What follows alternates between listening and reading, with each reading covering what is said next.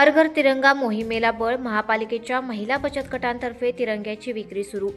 सांगली, मिरज व कुपवाडमध्ये स्टॉलची उभारणी, नागरिकांनी स्वदेशी बनावटीचे तिरंगे खरेदी करून मोहिमेत सहभागी होण्याचे आवाहन।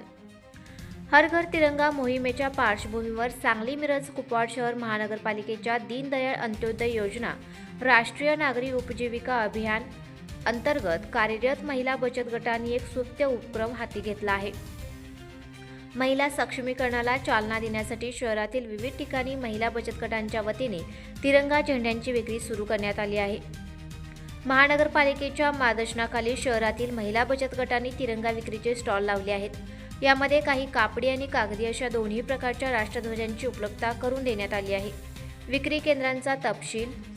मिरज रेल्वे जंक्शन येथील स्टॉलपासून या उपक्रमाची सुरुवात करण्यात आली। मारुती रोड येथील प्रेरणा बचत गटाच्या स्टॉलवर तिरंग्यासह इतर अनुषंगिक साहित्यांची विक्री सुरू करण्यात आली आहे। नवक्रांती शहर स्तरीय संघ कुपवाड आणि मंगळवार पेठ दुर्गा स्वीट समोर महिला बचत गटांमार्फत स्टॉलची उभारणी करण्यात आली। सांगली, मिरज, कुपवाड शहर महानगरपालिका प्रशासनाने सर्व नागरिकांना आवाहन केले आहे की त्यांनी आपल्या जवळच्या महिला बचत गटांच्या स्टॉलला भेट देऊन तिरंगा ध्वज खरेदी करावा। या उपक्रमामुळे एकीकडे हर घर तिरंगा मोहिमेचा संदेश घरोघरी पोहोचणार आहे, तर दुसरीकडे महिला बचत गटांच्या उत्पादनांना हक्काची बाजारपेठ मिळून त्यांना आर्थिक बळकटी मिळणार आहे।